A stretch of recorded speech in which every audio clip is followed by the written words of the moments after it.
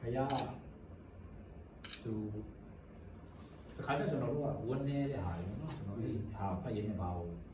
အရန်တူတည်တယ်ဆိုကျွန်တော်တို့ဝန်နေတဲ့ဟာကိုကျွန်တော်ဆိုရင်ငယ်တုန်းကကျွန်တော်ဒီအားရင်တော့ပြောဖို့နေကြတယ်ပဲအဖေကစောရီဆုံးတော့သူများအနိုင်ကျင်တာတို့ပါဘူးပေါ့နော်အများကြီးခံစားချက်တွေအများကြီးရှိတယ်ဒါပေမဲ့အဲ့ဟာကြီးကကျွန်တော်တို့ဒီကတခါကျမေ့ရင်တော့မေ့တယ်ဒါပေမဲ့ဘုရားသူကမှတ်ထားပြီးရဆိုတာဟာကျွန်တော်ဒီကျမ်းစာအားဖြင့်ပေါ့နော်ဒီစောလို့ဟိုဒီအမလတ်အမျိုးကိုသူတို့အကုန်လုံးအပိစမောလာဒီဟိုခိုင်းပြီးတော့အကုန်လုံးတက်ဖြတ်ပြီးရင်ဥစ္စာပစ္စည်းတွေတစ်ခုမှမချအကုန်လုံးဖြည့်ဆည်းပြပါလို့အဲ့ပြောတဲ့ဟာကိုအဲ့ကျန်တော့အဲ့ဟာဖတ်တဲ့ခါကျတော့ဘာလို့အဲ့အမလတ်လူတွေကသူတို့ဣတိကဒီခါနန်ဒီဝနဲ့အဲ့ကိုသူပြထွက်လာတဲ့ချိန်မှာသူတို့နောက်ဆက်တဲ့လူတွေလေအဲ့ဘုရားကသူကောင်းကောင်းသူမှတ်ထားပြီးတယ်ပေါ့နော်ကျွန်တော်အဲ့ဟာဖတ်တယ်တော့ကျွန်တော်တို့ဘုရားမှာလည်းတစ်ခါကျအခက်ခဲမျိုးစုံပေါင်းစုံကြုံတက်တယ်ဒါပေမဲ့အဲ့ဟာရဲ့ကိုရီတော်မှတခါကျတတိတော်မရဘူးဒါဘုရားမှသူကမှတ်ထားပြီးတယ်ဘုရားညီတော့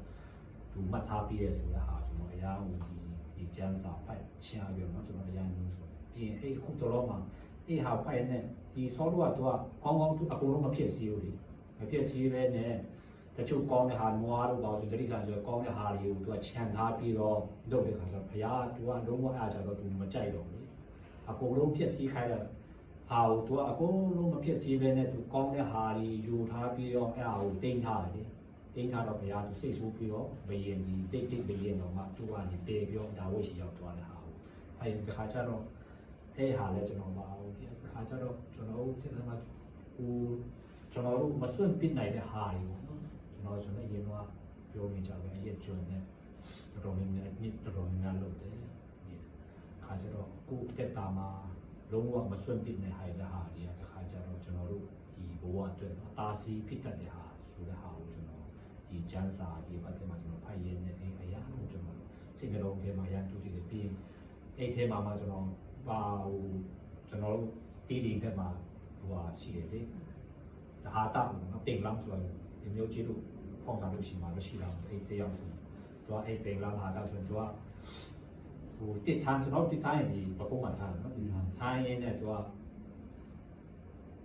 တွားတဲ့အချိန်မှာသူပကုံးနာတဲ့ခါကျတော့သူပကုံးကျွန်တော်လက်ရင်ဒီတိုင်းလက်တယ်သူကမလက်တတ်တဲ့ခါကျတော့သူပြောင်းပြန်လက်လိုက်တော့သူဟိုက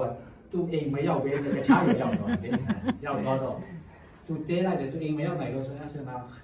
အိမ်မှာတဲလိုက်နေဆိုတော့တဲတဲ့ချိန်မှာညကျတော့ကြည့်လိုက်တော့အမားကသူ့ရွာပဲပြန်ရောက်တယ်ရွာပဲပြန်သူ့အိမ်နားမှာပဲတဲလာ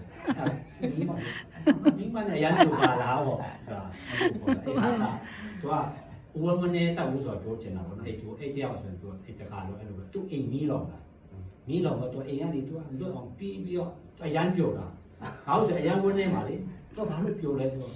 ချပိုးတွေကအများအတွေ့မှာချပိုးတွေများလို့တော့ချပိုးတွေသူ့ခဏခဏကြိုက်တယ်လေအဲ့တော့နင်တို့ထိလာအခုဆိုငါလွတ်သွားပြီနင်တို့ထိတယ်လို့အဲ့ဒါကျတော့ဝန်းနေတဲ့ဟာကြီးပေါ့နော်အဲ့လိုမျိုးဒီပင်လမ်းဟာတာအဲ့တယောက်လို့ပေါ့နော်လိုမျိုးဘုရားကိုချီးမွမ်းတတ်ရင်တော့ကျွန်တော်တို့အရန်ဟွာဖြစ်တယ်တခါကျအဲ့ဟာကြီးလည်းစဉ်းစားရင်လေဘယ်မှလမ်းလည်းမရောက်တော့ဘူးပြီးရင်တခါကျစိတ်ညစ်တယ်လေအဲကြောင့်ကျွန်တော်ပြောချင်တာတော့တခါကျသူစိတ်ညစ်တဲ့ဟာလည်းတခါကျဟိုအဲ့လိုမဟုတ်ဘဲနဲ့ပင်လမ်းတယောက်လို့ပြောတတ်ဖို့လည်းရန်ဒီကွာဒီအိမ်မီးလောင်လာတော့မှတော့ငူကျွေးငါညီကိုအိမ်မရှိဘူးလို့အဲ့လိုမတွေးဘူးသူကညီလိုချက်ပိုးနေတယ်တွေ့တော့တော့ကြိုက်တွေ့တာလည်းမီးလောင်သွားပြီဆိုတာအရန်ပြောတယ်စီမှာနော်အတက်ပြောတတ်ဖို့ရည်ကြည်တယ်ပြောကျွန်တော်တို့ခုနကျန်းစာဒီစောတော့တက်တာလို့ပေါ့နော်ကိုရီးယားတခါကျခုလုံးဝမမတ်မိတဲ့ဟာကိုဝန်းနေတဲ့ဟာကြီး